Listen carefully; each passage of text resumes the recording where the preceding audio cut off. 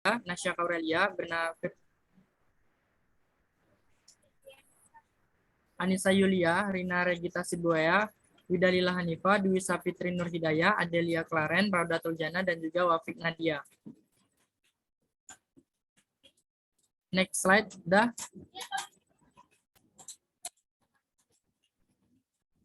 Ya, jadi sebelum masuk ke latar belakang dari topik yang kami ambil, ada baiknya kita mengulas kembali apa itu metode konservasi yang sudah dijelaskan oleh Ibu dan bagaimana prinsip-prinsip dari metode konservasi itu.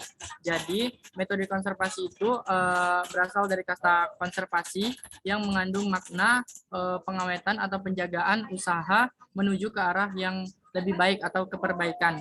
Konservasi ini berarti upaya pengelolaan sumber daya alam secara bijaksana dengan berpedoman pada asas kelestarian. Di mana konservasi ini terdiri dari perlindungan, perbaikan, dan pemakaian sumber daya alam menurut prinsip-prinsipnya yang akan menjamin keuntungan, baik itu ekonomi atau sosial yang tertinggi secara lestari atau secara alami.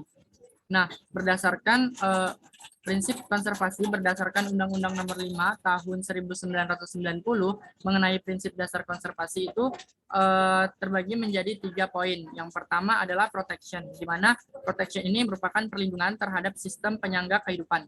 Yang kedua ada preservation, itu merupakan pelestarian, yaitu pemanfaatan sumber daya alam hayati dan ekosistemnya secara alami.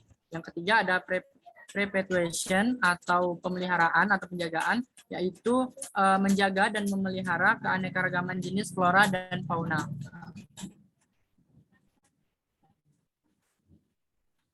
Selanjutnya itu belum dah. Ya, masih di slide yang itu. Selanjutnya di sini salah satu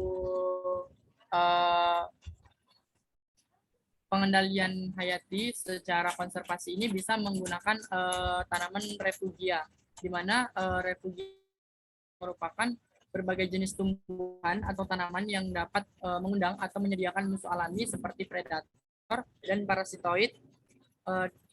Parasitoid sebagai mikrohabitat dengan harapan bisa mengendalikan organisme pengganggu tanaman atau OPT secara alami. Nah, dari macam-macam jenis refugia ini nantinya akan dijelaskan oleh teman saya selanjutnya. Next slide dah. Baik, slide selanjutnya akan dijelaskan oleh teman saya yang selanjutnya.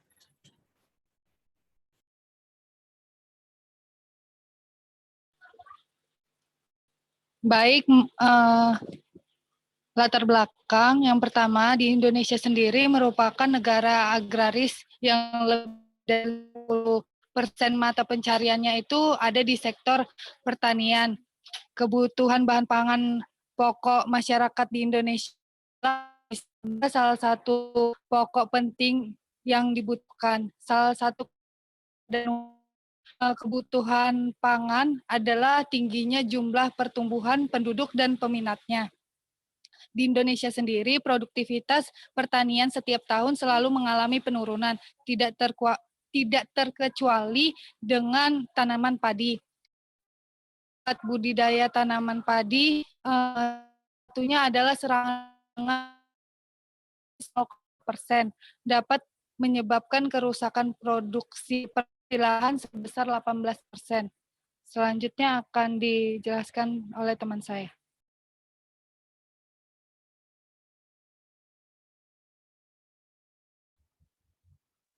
Beberapa serangan hama tanaman padi seperti serangan hama wareng coklat atau Nila parvata lugens pada tahun 2005 mencapai 56,83 hektar, menjadi hambatan yang sangat terasa di daerah Pulau Jawa. Serangan hama ganjur atau Orseolia oryzae pada tahun 1975 seluas 190.000 hektar dan pada tahun 1976 seluas 250.000 hektar terjadi di daerah Karawang dan Cirebon. Serangan hama ulat gerayak atau Mitimna separata mencapai 20.945 hektar. Selain itu ada hama putih palsu juga atau Cenapa Locrosis medinalis dengan menyerang daun tanaman padi menjadi berwarna putih. Ada juga serangan hama kepinding tanah atau Scotinopara seluas 222.614 hektar dengan kondisi padi tergenang air di tahun 1973. Pada tahun 1998 terjadi ledakan populasi belalang di kawasan Sumatera, Sulawesi, dan Jawa. Tingginya populasi belalang menjadi serangan hama yang tidak terkendali. Selanjutnya dapat dijelaskan oleh teman yang lain. Baiklah, yang selanjutnya itu ada penggunaan refugia, merupakan keragaman hayati yang dapat digunakan sebagai media konservasi penyediaan ekosistem yang ramah lingkungan. Di mana tanaman refugia ini dapat meningkatkan keanekaragaman musuh alami dan pengendalian hama secara berkelanjutan. Pengelolaan tanaman refugia merupakan kegiatan konservasi arthropoda atau pelestarian musuh alami dalam mencegah adanya populasi musuh yang telah ada.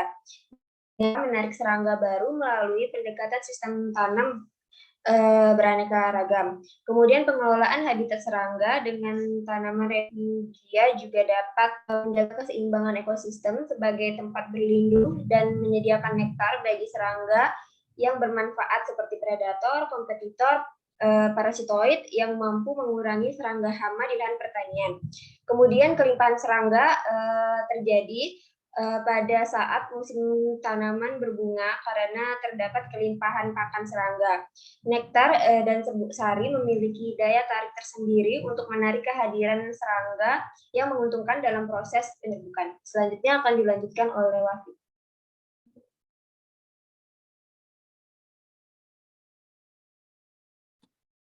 Kemudian pada metode yaitu ada penentuan lahan, pengambilan data sampel dan penguatan secara langsung, dan juga perangkap SwiftNet. Pada penentuan lahan dilakukan pada dua lahan, yaitu ada lahan A dan lahan B. Lahan A merupakan lahan yang ditanami padi dengan tanaman refugia, sedangkan lahan B merupakan lahan padi tanpa tanaman refugia. Jarak lahan A dan lahan B sekitar 1 km dengan luas masing-masing lahan 500 meter. Tanaman-tanaman refugia langsung disebar. Tanaman dilakukan dengan kombinasi sisi bagian timur untuk tanaman sawi, sisi sebelah utara dan selatan untuk tanaman bunga kertas, dan sisi sebelah barat untuk tanaman kenikir dan bunga matahari. Kemudian ada pengambilan data sampel serangga dilakukan pada 3 periode, yaitu pada pagi hari, siang hari, sore hari. Perangkap yang digunakan adalah yellow trap dan pitfall trap. Jumlah perangkap sebanyak 4 buah setiap lahan dan dilakukan pergantian setiap seminggu 2 hari. Perangkap diletakkan secara acak berbentuk zigzag. Yang ketiga itu adalah pengamatan secara langsung. Pengambilan data dilakukan pada blok tanaman refugia dan tanaman padi dengan cara pengamatan langsung, dan juga dibantu oleh kamera serta alat bantu aspirator. Kemudian perangkap SwiftNet. Perangkap ini yang berbentuk kerucut terbuat dari kawat ukuran 3 meter dan dari kain tile. Cara pengambilannya mengayunkan bentuk angka 8 sebanyak 5 kali pada tanaman sambil terus berjalan. Serangga yang tertangkap dikumpulkan dan diidentifikasi. Selanjutnya dilanjutkan oleh Dwi.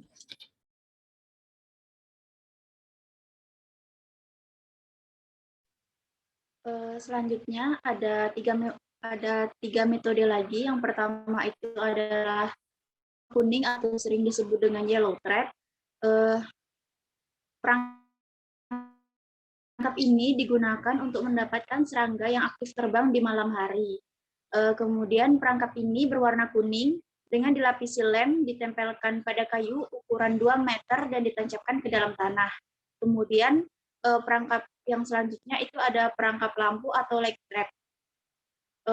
Perangkap ini berfungsi untuk menangkap serangga yang aktif di malam hari.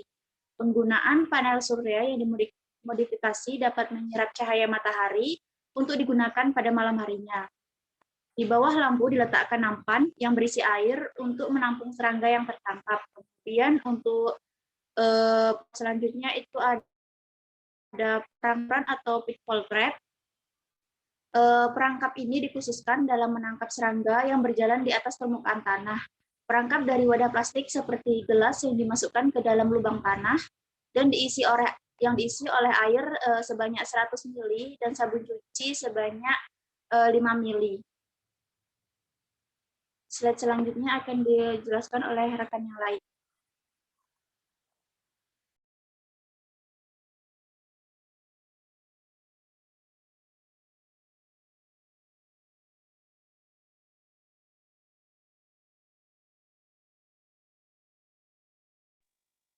Next slide dah.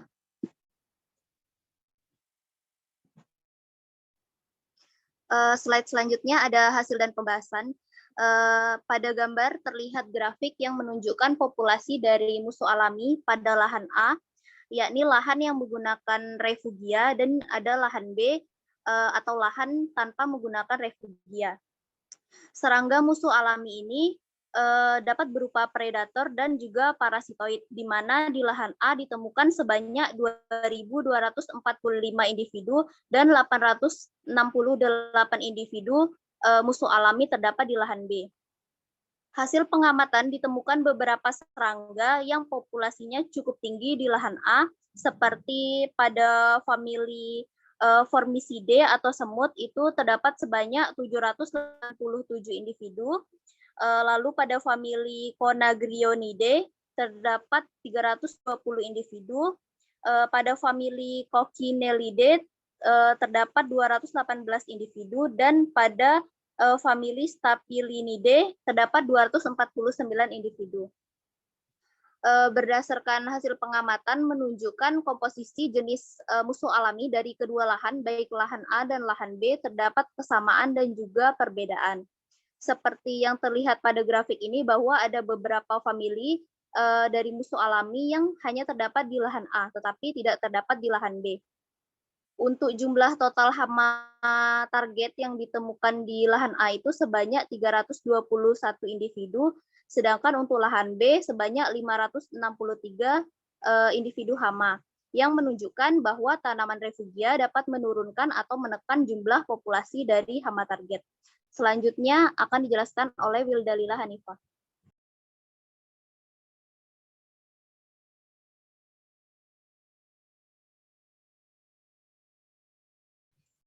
Slide selanjutnya, Rada. Baiklah, berdasarkan gambar pada slide ini, di mana pada lahan padi A, Staphylidae ini banyak ditemukan seperti kumbang Paederus pusipes atau yang sering kita kenal dengan tomcat, di mana musuh alami pada hama wareng coklat dan wareng hijau yaitu kumbang atau tomcat ini, yang berperan sebagai spesies kunci dalam mengatur dinamika populasinya. Selain itu, serangga ini juga termasuk predator pada pertanaman palawijaya. Sedangkan pada lahan padi B, yang merupakan lahan padi tanpa adanya tanaman berbunga, namun di sekitar lokasi terdapat adanya semak belukar dan rerumputan, sehingga masih memungkinkan adanya beberapa serangga musuh alami. Musuh alami yang banyak dijumpai di lahan padi B ini yaitu dari famili Formicidae atau semut-semutan. Slide selanjutnya akan dijelaskan oleh rekan kami yang lain.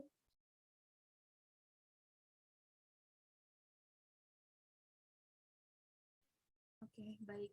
Selanjutnya yaitu adalah pengaruh tanaman refugia terhadap konservasi antropoda di lahan padi. Nah, tanaman refugia sendiri itu dapat digunakan sebagai tempat tinggal, tanaman perangkap, penarik musuh alami, dan meningkatkan kehadiran serangga di lahan pertanian. Nah, tanaman refugia ini juga berperan sebagai mikrohabitat musuh alami di lahan padi, yang mana di sini kami mengangkat di Desa Delik Sumber dengan warna bunga yang mencolok dan memiliki kandungan nektar sebagai penariknya. Nah, untuk tanaman refugia sendiri itu memiliki ciri tanaman yang dapat dijadikan sebagai tanaman refugia. Nah, itu yang pertama ada warna mencolok, regenerasi tanaman cepat dan berkelanjutan, benih mudah diperoleh, mudah ditanam dan bisa ditanam secara tumpang sari dengan tanaman lain. Nah, berdasarkan hasil penelitian menunjukkan bahwa tanaman refugia dapat berperan sebagai mikrohabitat musuh alami di lahan padi Desa Delik Sumber. Nah, seperti yang terdapat pada slide, yaitu refugia di lahan padi A, yaitu Desa Delik Sumber, yaitu yang pertama ada bunga kertas, ada serangga Silocopa apiculata pada bunga sawi, tanaman sawi, bunga kenikir, serangga Tripungklus pada bunga kenikir, dan bunga matahari. Nah,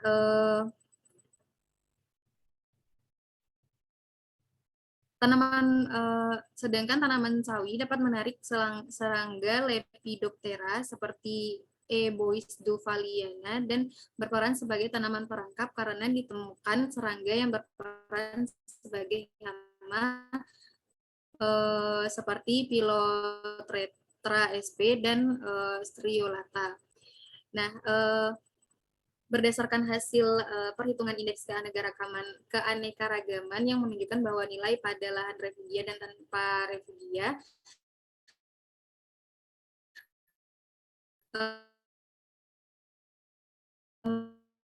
menunjukkan kekayaan ya, lahan B tanpa refugia, kekayaan jenis yang lebih tinggi itu terdapat pada lahan A, yang mana ini menunjukkan tanaman refugia memberikan pengaruh terhadap meningkatnya nilai kekayaan jenis serangga pada lahan padi. Nah, berdasarkan hasil perhitungan ini juga, komunitas serangga di lahan pertanian dapat menunjukkan jenis yang cukup beragam dan memiliki peluang yang relatif seimbang dalam menjaga kelestarian jenis. Nah, slide selanjutnya.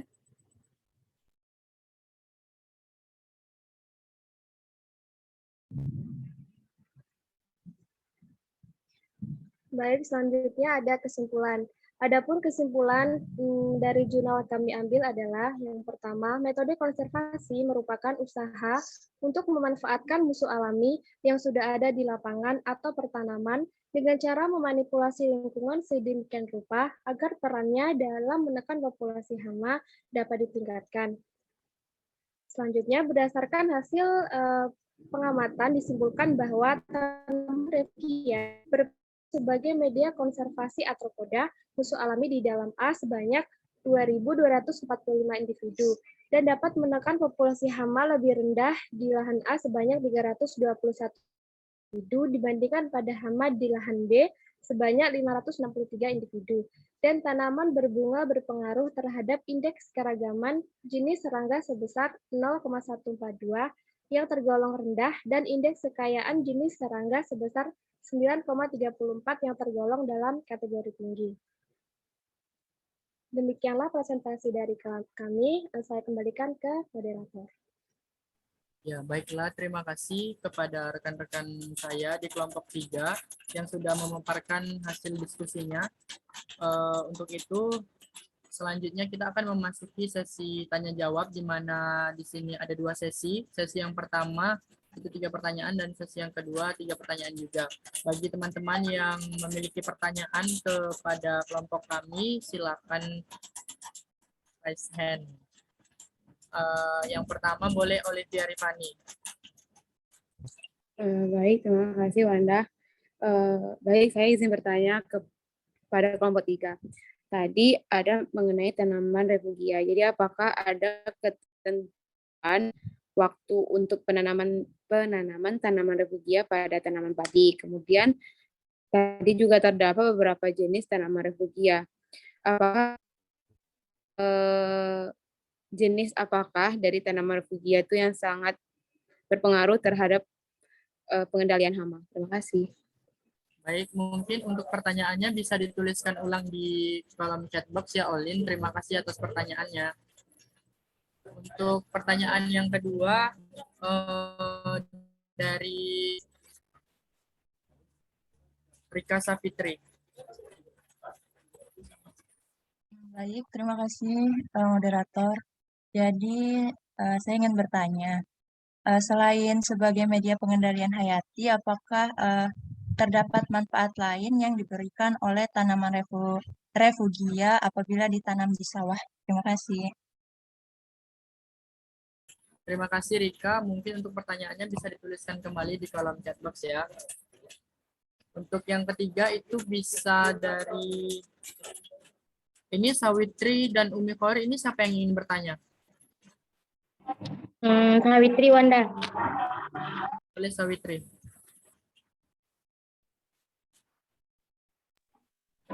Baik, pertanyaan saya. Apa perbedaan peran dari masing-masing tanaman refugia pada topik yang dibahas? Baik. Terima kasih Sawitri. Diharapkan untuk menuliskan kembali pertanyaan di chat box ya. Baiklah, untuk sesi pertama cukup dulu 3 pertanyaan. Nanti jika ada yang ingin ditanyakan lagi di sesi kedua. Untuk itu kelompok kami, kelompok 3, meminta waktunya sebentar untuk mencari jawaban teman-teman sekalian.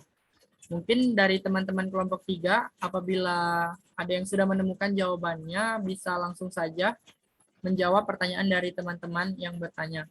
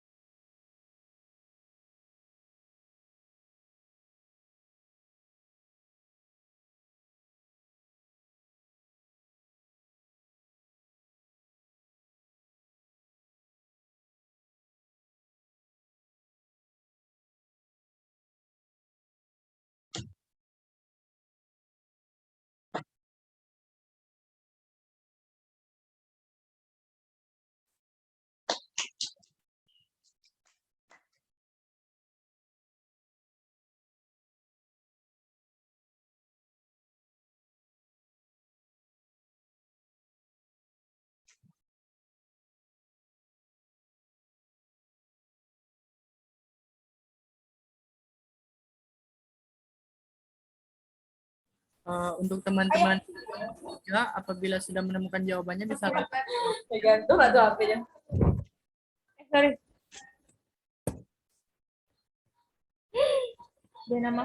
Izin moderator menjawab pertanyaan dari Rika. menjawab pertanyaan dari siapa? Dari Rika. Oke, silakan Asya.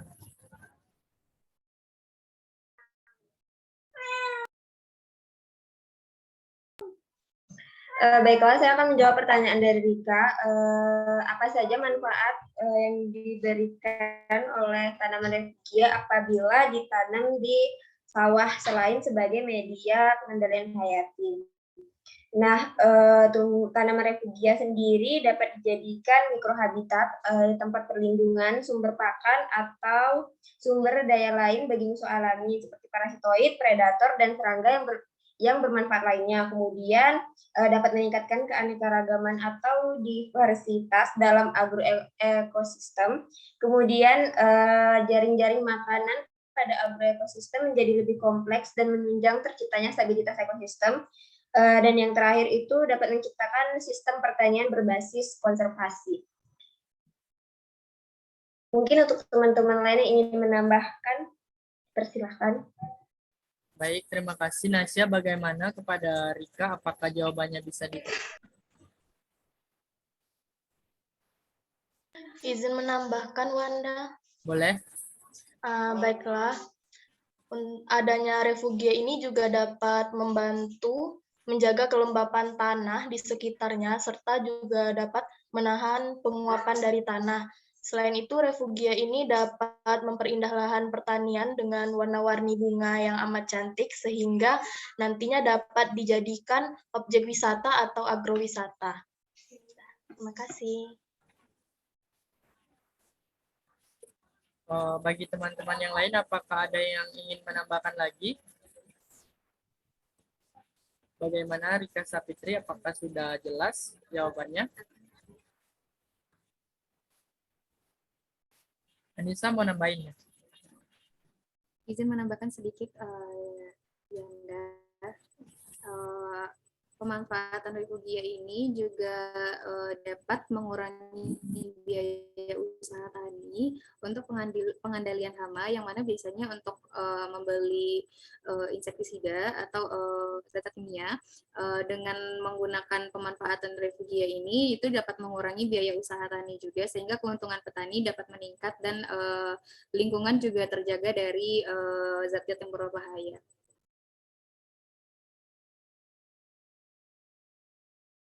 Baik, terima kasih Anissa atas tambahan jawabannya dari pertanyaan Rika. Apakah ada lagi yang teman-teman yang ingin menambahkan?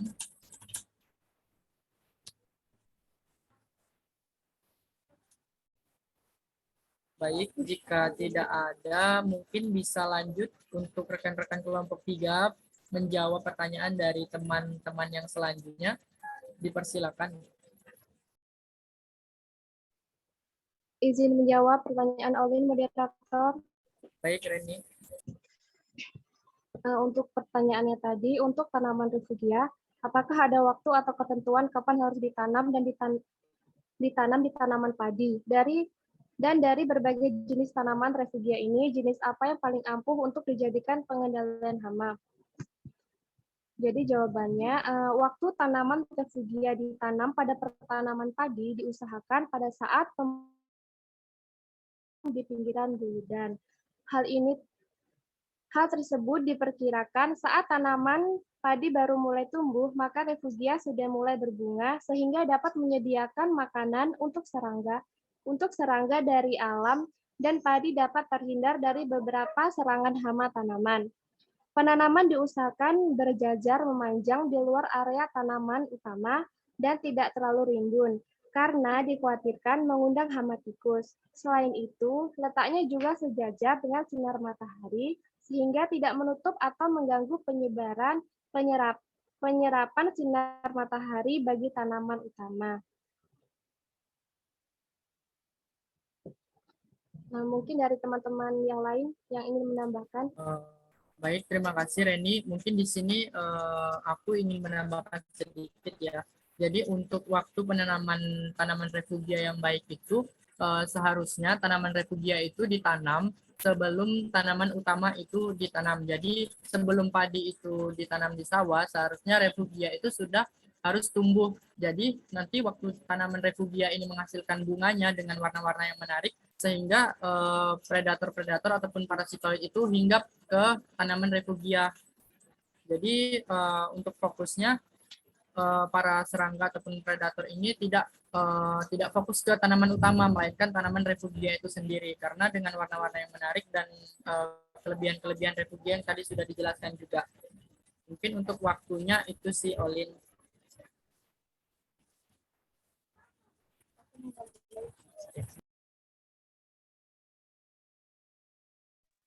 Izin menambahkan, moderator.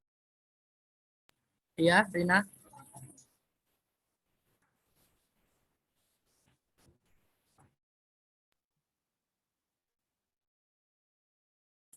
Halo, monitor Mungkin Rina. Pertanyaan tadi ada ya. Izin menambah.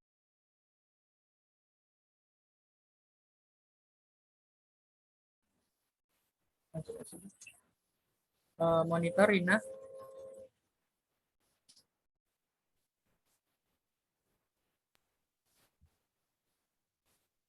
Izin moderator, sudah Iya, jelas? sudah.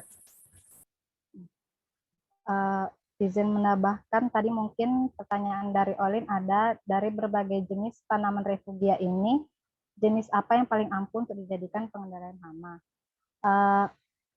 Dari beberapa jenis tanaman refugia itu ada jenis-jenisnya, ada tanaman hias, gulma, sayuran, dan tumbuhan liar lain seperti pegagan. Dari jenis-jenis tanaman refugia tersebut, mayoritas yang diterapkan pada sawah adalah tanaman hias seperti bunga matahari, bunga kertas, dan kenikir seperti yang sudah dijelaskan pada presentasi sebelumnya. Nah, alasannya memilih tanaman tersebut karena bunganya memiliki warna yang mencolok, regenerasi tanaman cepat, benih yang mudah diperoleh, dan juga mudah ditanam. Mungkin sekian, teman-teman yang lain apakah ada yang menambahkan? Izin menambahkan, moderator. Ya, Pri.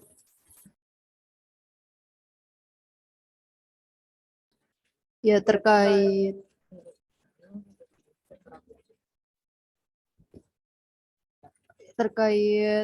kapan waktu penanaman, kemudian jenis apa yang paling ampuh untuk dijadikan pengendalian hama dari tanaman refugia, itu kan tergantung terhadap hamanya itu apa, kemudian lahannya itu apa. Kan konsepnya konservasi itu kita memberikan tempat untuk si musuh alaminya itu ya agar tidak menyerang lahan pertanian seperti itu. Misalnya kalau tadi konsepnya di sawah berarti bisa digunakan bunga matahari, terus kenikir, tapi kapan penanamannya ya berarti sebelumnya, dan juga kan itu ada masa fase hidupnya. Kalau misalnya tanaman matahari itu ada fase hidupnya, kalau sudah mati itu nggak akan tumbuh bunganya lagi kecuali kita replant lagi gitu. Jadi memang hal-hal yang seperti itu perlu diperhatikan untuk penanaman yang memiliki fase-fase. Walaupun dia sebelum penanaman sawahnya ya pasti akan ada kita tanam lagi seperti itu. Kemudian yang paling ampuh itu apa ya, kembali lagi seperti kita kan ada studi awalnya, hamanya apa, jenisnya apa, terus musuh tempat tinggalnya di mana, di bunga apa, yang paling disenangi bunga apa, nektarnya apa, seperti itu. Jadi nggak bisa dipatokin nih di sawah itu yang pasti itu ini. Kan juga berbagai lingkungan kan kayak seperti pembahasan yang kemarin itu berbeda-beda, dinamis kan ya lingkungan. Jadi studi awal itulah yang menentukan dia ya cocoknya pakai bunga yang mana, pakai refugia yang mana, terus kapan penanamannya. Seperti itu. Kembali ke moderator. Terima kasih April atas tambahan jawabannya.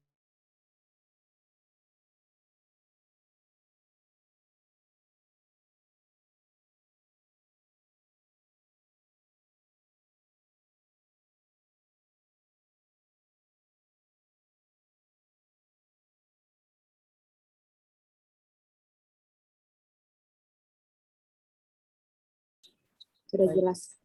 Baik, terima kasih. Mungkin ada satu pertanyaan lagi dari Sawitri ya. Mungkin kepada rekan-rekan kelompok 3, apabila sudah menemukan jawabannya, bisa langsung dijawab saja. Izin menjawab pertanyaan dari Sawitri, moderator. Ya. Tadi pertanyaan Sawitri itu kan adalah apa perbedaan peran dari masing-masing tanaman refugia pada topik yang kami bahas atau yang kami angkat di sini. Jadi kan pada topik yang kami bahas ini ada beberapa tanaman refugia yang digunakan, yaitu ada bunga matahari, sawi, tanaman kenikir, dan bunga kertas. Nah, jadi peranan dari masing-masing tanaman tersebut itu berbeda-beda. Berbeda di sini itu maksudnya tipe-tipe serangga yang diperangkap oleh masing-masing tanaman itu memiliki jenis yang berbeda. Contohnya saja itu kalau misal pada tanaman bunga kertas itu fungsinya untuk merangkap hama, yaitu pada seperti hama serangga Lepidoptera atau pada kupu-kupu. Terus kalau untuk tanaman kenikir itu dapat menarik serangga dari golongan Coleoptera dan Lepidoptera seperti Trichucunthus, dan untuk tanaman bunga matahari sendiri itu untuk menarik serangga Hymenoptera seperti Formicidae, Vespoideae, dan Apidae. Sedangkan kalau untuk tanaman sawi sendiri itu berperan sebagai tanaman perangkap untuk serangga yang hinggap, atau kalau untuk yang bunga matahari, kenikir, dan bunga kertas itu menarik serangga untuk bisa menjadi predator untuk tanaman padi tersebut. Nah, kalau untuk tanaman sawinya itu sendiri sebagai tanaman perangkap seperti itu, Sawitri. Apakah dari teman-teman yang lain ada yang ingin ditambahkan atas jawabannya?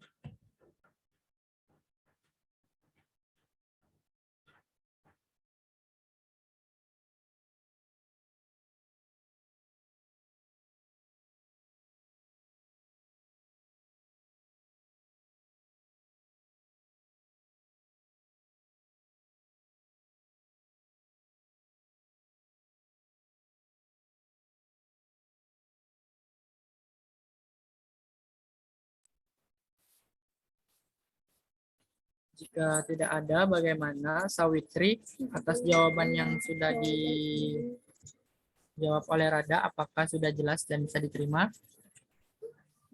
Cukup jelas, Wanda. Terima kasih untuk Raudatul Jannah atas jawabannya.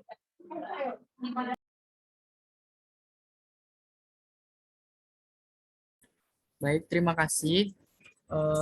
Baiklah, untuk sesi pertama, 3 pertanyaan sudah dilaksanakan dan juga sudah dijawab. Untuk selanjutnya adalah sesi kedua. Bagi teman-teman yang masih memiliki pertanyaan terhadap materi yang kami paparkan, bisa mengajukan tangan. Mungkin dari Cantika Dewi. Oke, terima kasih Wanda. Pertanyaan dari Monitor Cantika, suaranya tidak terdengar di saya. Pertanyaannya adalah apakah semua jenis tanaman dapat digunakan sebagai refugia dan adakah kriteria tanaman tertentu yang berpotensi menjadi tanaman refugia? Baik, terima kasih Cantika. Supaya jelas pertanyaan tadi juga sempat terpotong ya di saya, mohon dituliskan di kolom chat box ya. Untuk yang selanjutnya mungkin bisa Mardia Ulfa. Baiklah, saya dari kelompok 1 izin bertanya. Pada lahan pertanian yang luas, apakah tanaman refugia itu harus ditanam dalam jumlah yang besar pula atau memerlukan bantuan pestisida? Dan jika ditanam dalam jumlah yang besar, apakah tidak mengganggu pertumbuhan tanaman pertanian yang ada di lahan tersebut? Terima kasih. Baik, terima kasih Mardia Ulfa. Diharapkan untuk menuliskan kembali pertanyaannya di chat box ya. Mungkin untuk pertanyaan yang terakhir ini bisa dari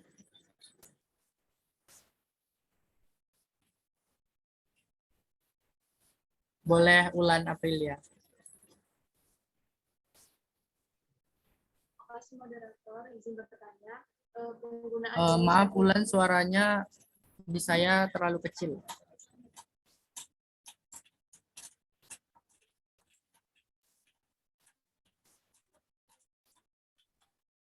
Penggunaan jenis refugia yaitu ada bunga matahari, marigold, dan bunga kertas yang dapat mempengaruhi komposisi arthropoda di ekosistem tanaman kubis. Teknik apa yang digunakan? Terima kasih moderator. Baik, terima kasih Ulan. Diharapkan untuk menuliskan kembali ya pertanyaan di chat box.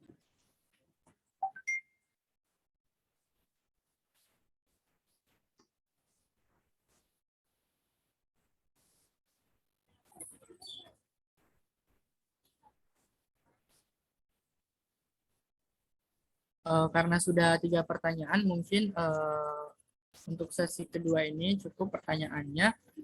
Berikan kami waktu untuk menjawabnya.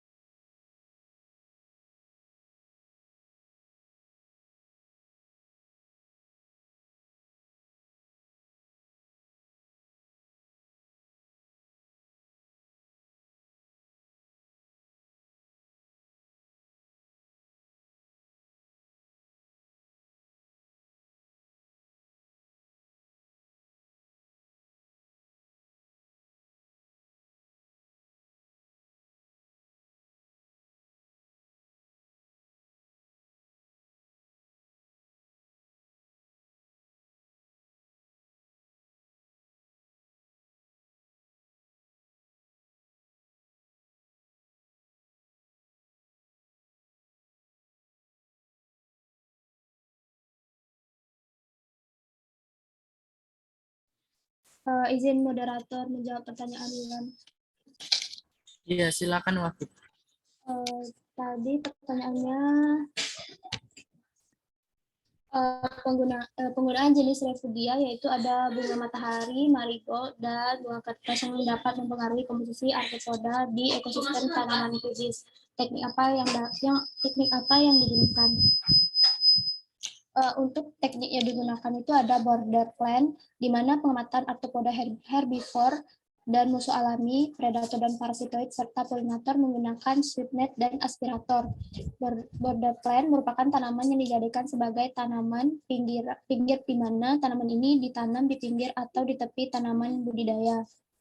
Tanaman border dapat meningkatkan kunjungan predator dan menyediakan sumber daya seperti pakan, nektar, polen, dan madu, dan tempat untuk berkembang biak serta untuk mengikat fekunditas predator.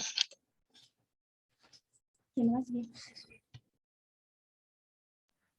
Baik, terima kasih Wafik atas jawabannya. Bagi teman-teman, apakah ada yang ingin ditambahkan?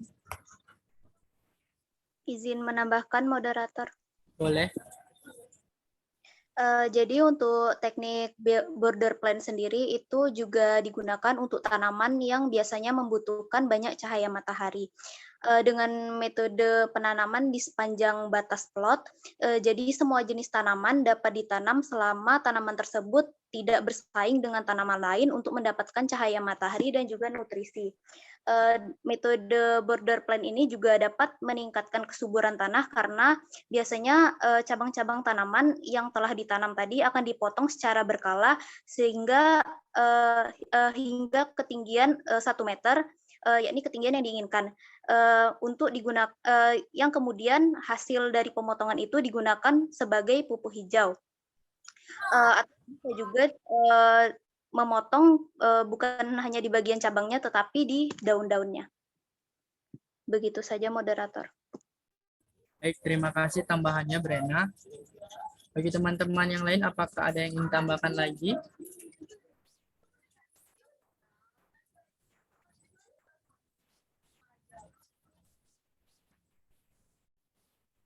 Baik, jika tidak ada, kepada Ulan sebagai penanya, apakah jawabannya sudah bisa diterima dan jelas?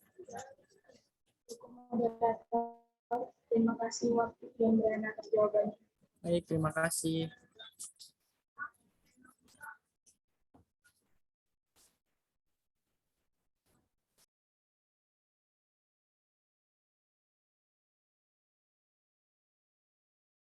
Izin menjawab pertanyaan Cantika, moderator.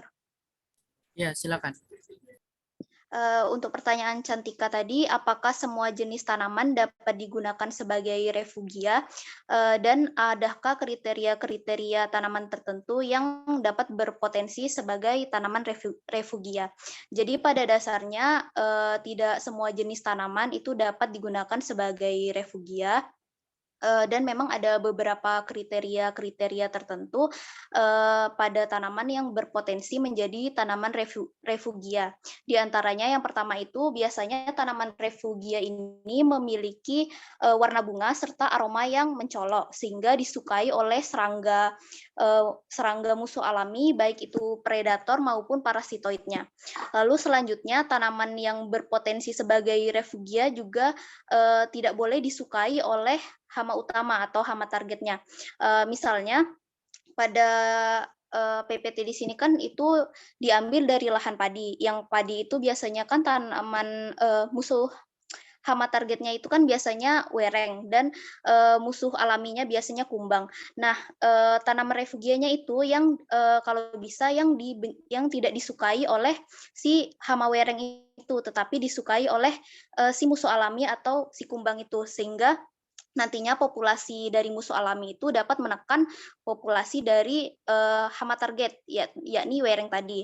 Lalu kriteria selanjutnya itu tanamannya harus cepat tumbuh, mudah dalam penanaman dan juga perawatannya, sehingga memiliki regenerasi tumbuhan yang cepat.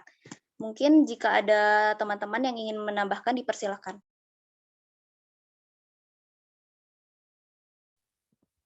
Izin menambahkan, moderator. Ya, silakan.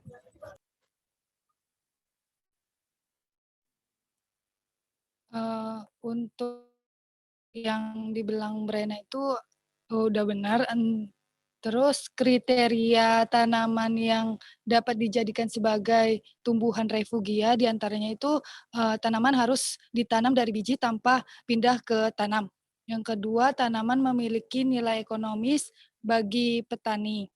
Yang ketiga, tanaman yang digunakan itu biasanya jenis tanaman hias, gulma, sayuran, dan palawija serta tumbuhan liar lainnya.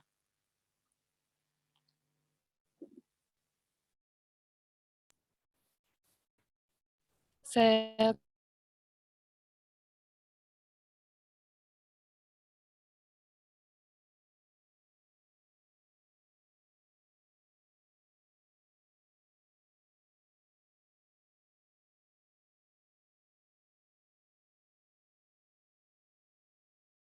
dari segi struktur tanahnya dan juga dari segi suhu untuk tumbuh dari tanaman refugia itu sendiri. Nah, itu merupakan aspek yang juga harus diperhatikan dalam memilih jenis tanaman refugia. Mungkin untuk jawaban dari pertanyaan Cantika itu saja.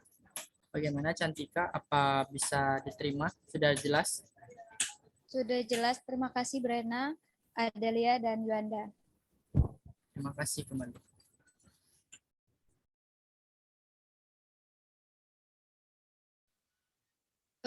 Izin moderator untuk menjawab pertanyaan Pak.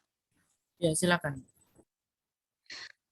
Oke, untuk pertanyaan dari Ulfa tadi, pada lahan pertanian yang luas, apakah tanaman refugia ini harus ditanam dalam jumlah yang besar juga, atau memerlukan bantuan pestisida? Dan jika dalam jumlah besar, apakah tidak mengganggu pertumbuhan tanaman pertanian tersebut? Ini untuk tanaman refugia itu kan penanamannya berada di tepi lahan dari pertanian tersebut. Jadi jika lahan pertanian itu besar, maka tanaman refugianya juga akan banyak juga kan mengelilingi dari lahan pertanian tersebut. Nah, untuk memerlukan bantuan pestisida itu tidak perlu rasanya. Kemudian apabila jika tanaman yang ditanam jika refugia itu yang ditanam dalam jumlah besar, apakah mengganggu pertumbuhan tanaman? Karena untuk tanaman refugia sendiri ditanam itu untuk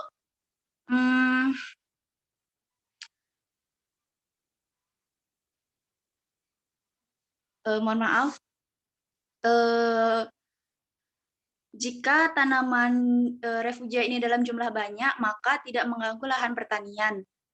Karena dalam literatur dikatakan bahwa semakin banyak tanaman refugia, maka keanekaragaman tumbuhan berbunga akan meningkat, sehingga akan meningkatkan sumber penyedia makanan bagi serangga alami. Jika semakin meningkat pakan, maka populasi serangga sebagai musuh alami juga akan meningkat, dan populasi hama akan menurun. Begitu. Jadi tidak akan mengganggu dari pertumbuhan dari tumbuhan pertanian tersebut. Mungkin ada yang ingin menambahkan?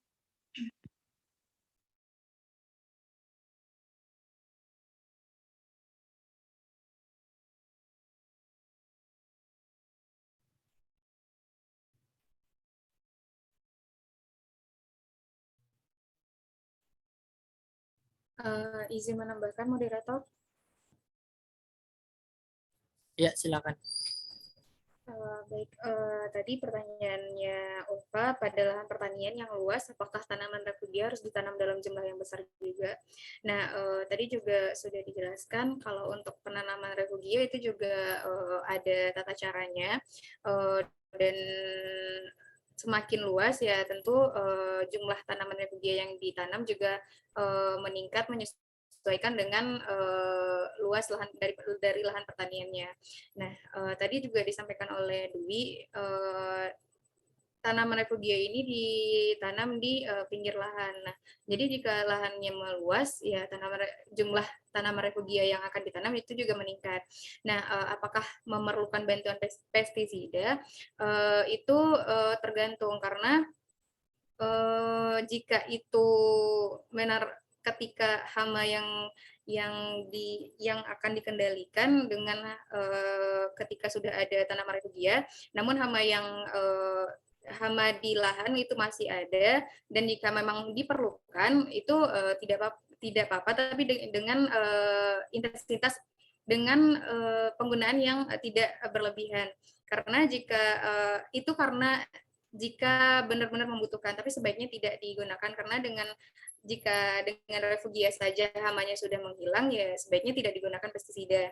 Nah, untuk jika ditanam dalam jumlah yang besar, apakah tidak mengganggu pertumbuhan tanaman pertanian? Nah, jika refugianya tumbuh dalam skala besar, kan ada pengendalian dari refugianya juga. Nah, tadi sudah dijelaskan juga oleh rekan saya, ketika tanaman refugianya itu jadi tinggi atau menutupi sinar matahari dari lahan, itu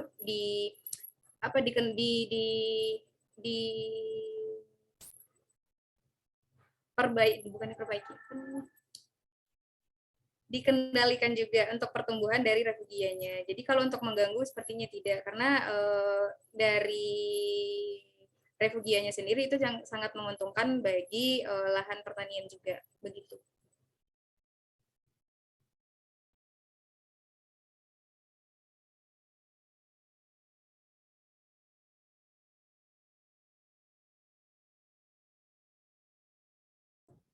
Baik, terima kasih Anissa atas tambahan jawabannya. Bagi teman-teman yang lain, apakah ada yang ditambahkan?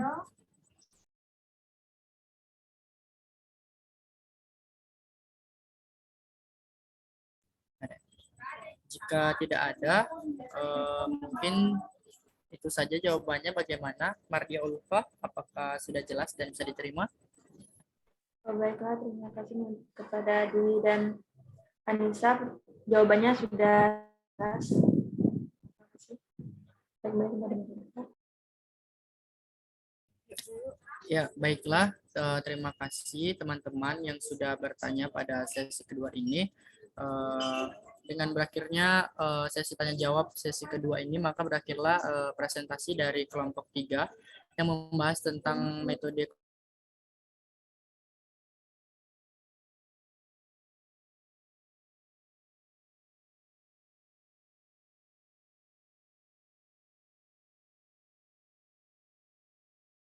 salah satu metode pengendalian hayati dengan menggunakan metode konservasi, di mana metode konservasi ini tujuannya untuk memperbaiki ataupun menjaga daripada lahan ataupun suatu wilayah sebagai upaya pengendalian hayati. Nah, salah satu upaya yang bisa dilakukan dalam metode konservasi ini adalah dengan penanaman tanaman refugia di lahan padi, khususnya lahan padi. Mungkin itu saja yang dapat saya simpulkan. Kurang lebihnya kelompok kami mohon maaf. Kami akhiri dengan wabillahi taufiq wal hidayah. Wassalamualaikum warahmatullahi wabarakatuh. Waalaikumsalam warahmatullahi wabarakatuh. Terima kasih semuanya.